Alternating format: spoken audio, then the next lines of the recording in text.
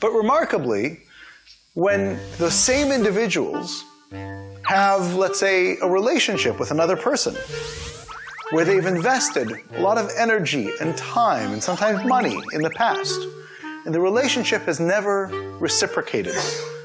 They've never gotten back from that person any kind of support or investment in return. They oftentimes forget the lesson of sunk costs. They don't know how to translate a pure economic lesson to interpersonal relationships. And in fact, sunk costs would be useful for people to remember when they legislate in politics, when they operate on a person on a table, if they're doctors. It can be found similar concepts like sunk cost in biology. But when you learn about sunk costs in context, it turns out to be very difficult to apply that context in other, or that concept in other contexts. So you have to understand how systems work and interaction effects. And then, because we all live in the world, with society, with other people, you have to then figure out how do you implement and communicate well with other people in order to make these ideas, these solutions, into reality. How do you communicate well or interact well with other people? And so what you do is create a curriculum that purposefully introduces and then repeats and applies these types of concepts in multiple contexts over and over and over again until the mind internalizes these ideas, develops the habits, and deeply understands the generative concepts, the concepts from which other ideas can grow, such that people can originally apply them. So that's solution number one. Sounds easy. Not easy. And so we designed an entire system that is built to ensure that every student is participating at all times, and that student progress is tracked, and that progress is then fed back to professors in an easy, digestible way so that they can manage their class better. Ask the right students the right time, right, for the right type of question. How do we do that? First, it starts with the curriculum itself. We designed a curriculum centrally that has different component parts. A set of courses taught by different professors to introduce each of these habits and concepts, and then begin the process of transferring. Right? That takes approximately a year, 2 semesters, 8 months, for 4 different professors to enable a student to actually go through that process. Then, a set of additional courses that are more subject matter oriented that exercise these habits and concepts in a more particular set of disciplines, be they the natural sciences, the social sciences, business, arts and humanities, computational sciences broadly. Then, a set of courses that look at the intersection of fields and again apply these habits and concepts in ways and areas where discovery is being created. At the edge of knowledge. Then, we offer students a year where they themselves effectively design their education, which is then facilitated by our professors and is almost fully personalized. That process enables students to go from the very beginning of their journey in trying to master these habits and concepts, and then have the spaced repetitive practice that is necessary for those ideas to cement in their minds. Pedagogically, we ensure that there is a camera that is pointed at every student's face at all times. We have an institution which is residential. Students all come from all over the world and they live together. All of their classes are done online because we want to make sure that students have the data around what they say and the evaluation of what they say that feeds in to a larger database, an algorithm, in fact, that enables the professor to know who to call on and when. That algorithm then takes into account how much is each student struggling with each piece of information, habit, or concept that we try to teach, how many contexts they've actually applied those habits and concepts in, all the way down to how much they've actually been talking. Another thing that isn't particularly useful when it comes to this form of education is not giving students the ability to apply what they've learned. One of the most useful ways of teaching useful knowledge, practical knowledge, is to actually allow students to apply it in real-world situations. And so a big part of our institutional design is to ensure that students live in the real world. Our students live in San Francisco, where we're based, for their first year. This is Nancy. Waking up in San Francisco feels so great. It's gonna be a long day ahead. This is Zoe. It is 7 a.m. English. Oh my god, it's 7 a.m.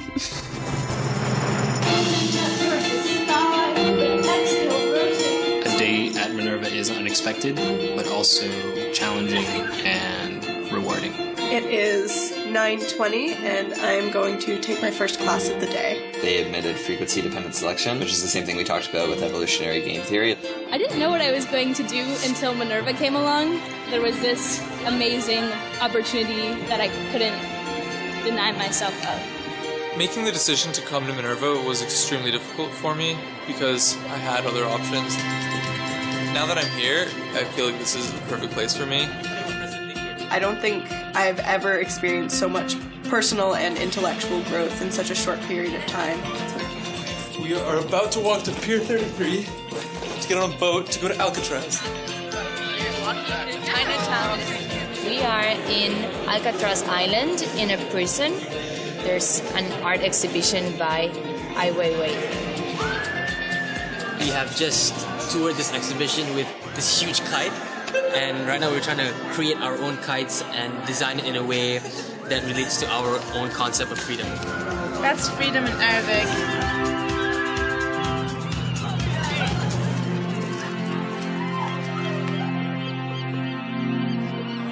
When we look at the city as our campus or the world as our campus, as students we ask ourselves, how do we make this community a better place? Live Memorial Church offers the opportunity for citizens to volunteer serving food to the homeless.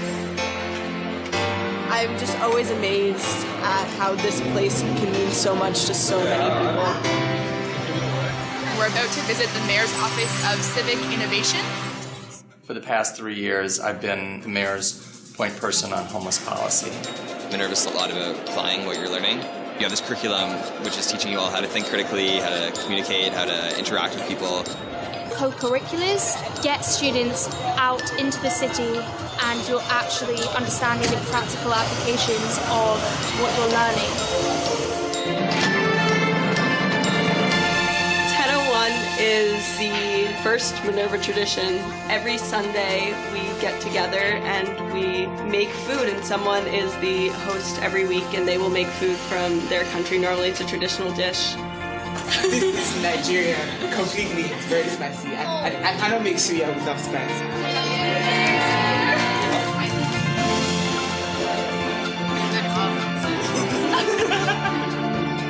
The fact that at Minerva we don't have physical campus allows us to really utilize the city. I find that extremely rewarding.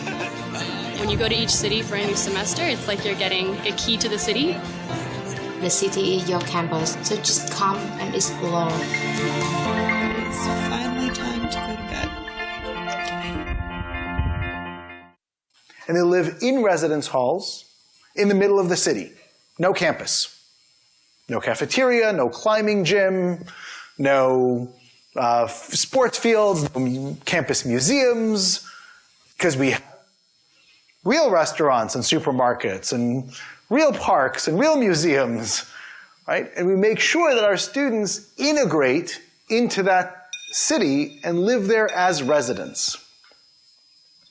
Then we ensure that they transfer those practical ideas from one culture, the culture of the United States, to several others.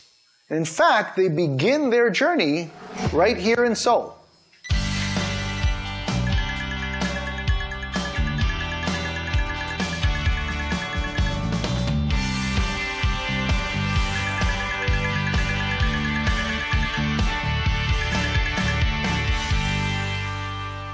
They spend 4 months in Seoul, followed by another 4 months in Hyderabad in India, then 4 months in Berlin, 4 months in Buenos Aires, 4 months in London, and 4 months in Taipei, before coming back to San Francisco for a month where they graduate and manifest everything that they've learned in their capstone project, which they present during that month.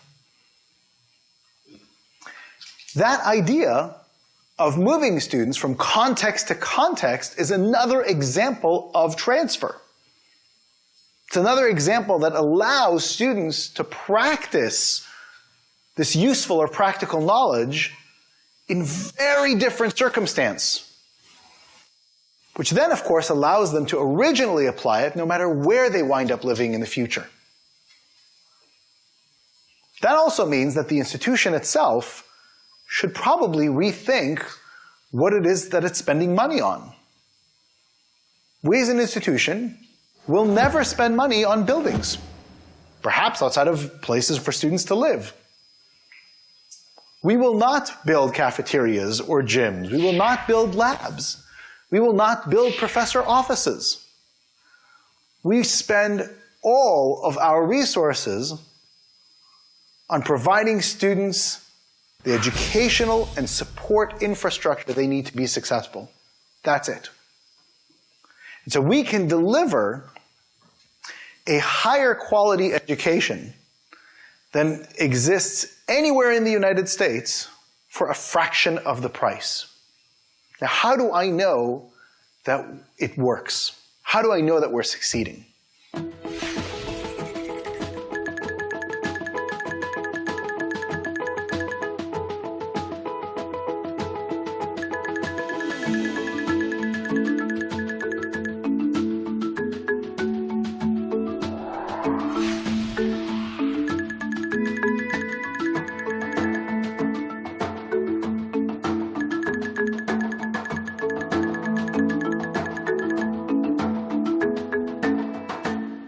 Luckily, there is an organization in the United States called the Collegiate Learning Assessment.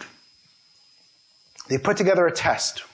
And this test, the CLA+, which is quite well known in education circles, tests a few things that we, again, all know universities should be teaching. It tests how well does somebody think critically, how well do they problem solve, scientific reasoning, and effective communication, primarily written and reading communications. And what the CLA, the way CLA is administered is you administer initially when students come in as first-year students, and then you administer at the end of their 4 years. And you see how universities progress students along these paths. Now, it turns out that most universities don't progress students very much at all. There's some progress, especially from universities that work with students that test relatively low at the beginning and manage to show some progression over time. Now, we select students that come from the very top. And so when you look at the CLA results of our students coming in, they're at the 96th percentile of incoming freshmen, right? So they're very much at the top, and of course we don't, nor does any university, screen students based on these criteria, which is one of the reasons why they're relatively effective at measuring before and after. Now, we have not yet had students that have graduated. We haven't had students that have spent 4 years with us. And so we decided to see what would happen if we would give them the same test, or the graduating test, not at the end of 4 years, but at the end of 1 year. So 8 months after coming to Minerva. Now, you would imagine somebody that comes into the 96th percentile doesn't have much room to grow, right? However, when you look at their test results coming in, compared to the test results of the graduating seniors, they're at the 78th percentile, right? Which makes sense, right? They're excellent students. Many universities don't teach efficacy in these areas. And so they're better than the majority, but they still have quite a bit of headroom to go, right? So they come in at the 78th percentile. By the end of 8 months, when they take that test again, our students test at the 99th percentile of graduating seniors. Not only do they test at the 99th percentile, they have the highest test scores of any graduating class that the CLA has ever tested. And so what we've been able to do with this curriculum and this pedagogy in 8 months is to demonstrate a better ability to teach critical thinking, creative problem solving, scientific analysis, and effective communications than any university in the United States has ever been able to demonstrate in 4 years of education. That should give you all pause. It should give you further pause and to realize, or when you realize, that we've gotten these results on our first attempt. It's our first try. Think about what Minerva education will look like 20 years from now, when we've iterated over and over and over again, optimized every single lesson of every single class. Think what it'll look like 3 years from now or 2 years from now when our first students graduate. And at what kind of advantage these students will have compared to any other student in the world. This is not good. This isn't so much to say of how great we are, because on anybody's first attempt, you shouldn't get results like this. It is actually a reflection of the deep-rooted problems of the current system. Typical day.